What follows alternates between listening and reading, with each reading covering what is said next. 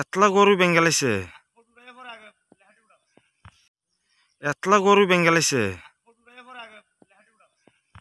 এটার লাগে আমরা চেষ্টা করব না স্যার আমরা যদি যতক্ষণ স্যার এটা আমরা সম্মতি না পাই আমরা রাস্তা অবরোধ করব। এখানে পিএমআই যেটা ঘটছে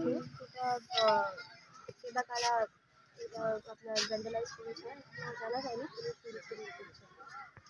বর্তমান যে এখানের পরিস্থিতি সেটা কি?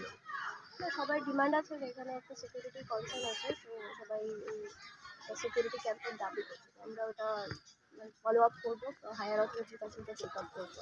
সেটা কিন্তু দীর্ঘ বছরের ঘটনা, সেখানটা কিন্তু একসময় বাঙালি বসতি ছিল, তো আজকে তারা এখানে নেই, কিন্তু তাদের ক্ষেতের ফসল এখানে করে তারা রুজির ব্যবস্থা করে, সেগুলো দীর্ঘদিন ধরে কাটা হচ্ছে।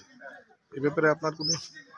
এই ব্যাপারে আজকে যে ঘটনাটা হয়েছে বাকিগুলো তো আমি বলতে পারবো না। আজকে যে ঘটনাটা হয়েছে এটা পুলিশ এখন ওনার প্রসিডিং করবে, আর যেটা ওনাদের লোকাল ডিমান্ড যেটা আছে ওটাও আমরা মানে হায়ার অথরিটির কাছে টেক আপ করবো এবং ফলো আপ করবো এবং যত তাড়াতাড়ি এটা ফুলফিল ওটাও চেষ্টা করবো আর কি। কেন এরকম হলো এটা কিছু বলতে পারছি সরকারি ঘর দিচ্ছে, ঘর বানাইছে, আমরা এর কারণে আমরা ঘর লেগে মানে আচ্ছা কোনখানে ঘর ভাঙছে আপনাদের? কোনখানে ঘর ভাঙছে? ওই তো সামনে। কে ভাঙছে তো দেখছি না, রাত্রেবেলা ভাঙছে আমরা দেখছি না। কয়টা ঘর? 17টা মানে 17টা পরিবারের? কোন এলাকা এটা? এলাকার নাম কি? ব্রহ্মচরা। কি মনে করতেছেন কে ভাঙতে পারে? কি প্রাথমিক কি মনে করতেছেন অনুমান?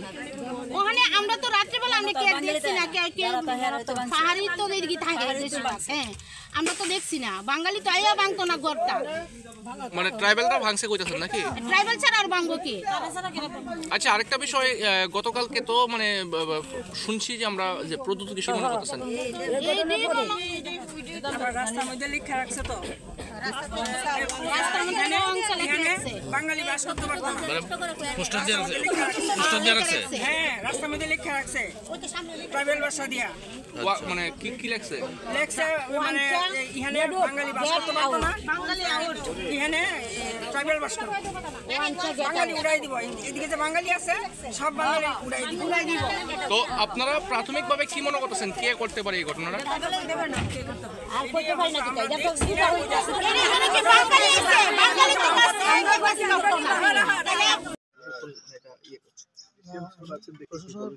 এসেছি আমরা যারা পর্যবেক্ষণ করেছি, কিছু পিএমওআইজি ঘরের কিছু ডিসমেন্টলিং হয়েছে, হয়তো বা ভাঙা হয়েছে রাতের অন্ধকারে, কে বা কারা করেছে হয়তো বা না ভাঙা হয়েছে রাতের অন্ধকারে হয়েছে।